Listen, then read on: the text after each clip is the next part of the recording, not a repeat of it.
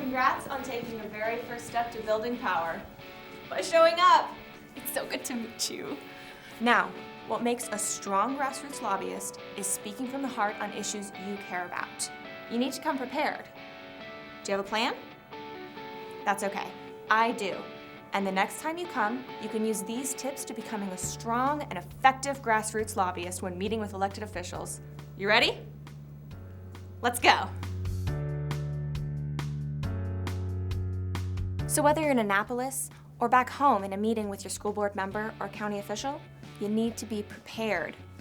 Definitely more prepared than you are now. First thing you gotta do is schedule an appointment for your lobby visit. Lucky for you, I took care of that a few weeks ago by calling the legislative office and asking for a scheduled appointment. Now, you can get lucky if you drop in, but if you really want some quality time with your elected official, you should call 1 to 2 weeks in advance. Homework time!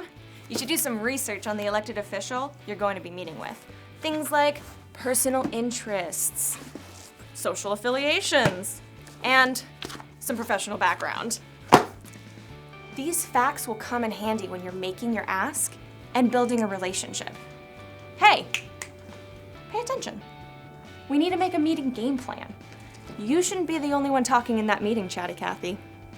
You need to have a schedule, and everyone needs to have a role. Every lobby visit needs a meeting leader, someone to run the meeting and keep everyone on schedule. The storyteller is the human face of the issue. You need someone to make that ask of the elected official to support a specific action or legislation. The note taker records what is said. You never know. Maybe the elected official will share some important intelligence with you. And finally, he's just nice to look at.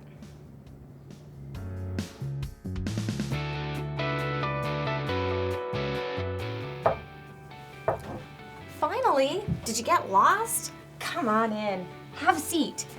You might not have a lot of time with the elected official, so it's critical that your thoughts are organized. Get there early. 2-minute introductions.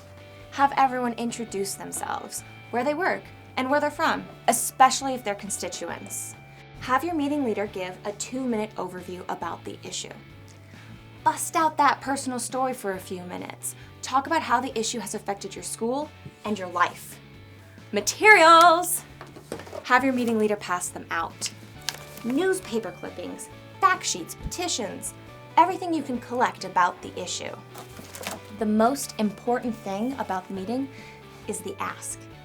Give your pitch person enough time to be assertive and ask the elected official for her support on the issue or legislative bill number. If she doesn't commit or gives a vague answer, get to the bottom of it. See if there's anything you can do to get her support. Finally, have the meeting leader summarize the whole meeting, get the next steps, and thank her for her time.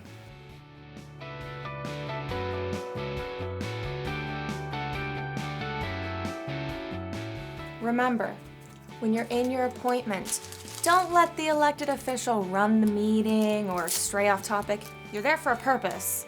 You gotta make sure you have enough time to make your ask. Maintain a polite and respectful demeanor at all times. There are no permanent friends and no permanent enemies in this business. The door has to remain open at all times for future issues. Cream?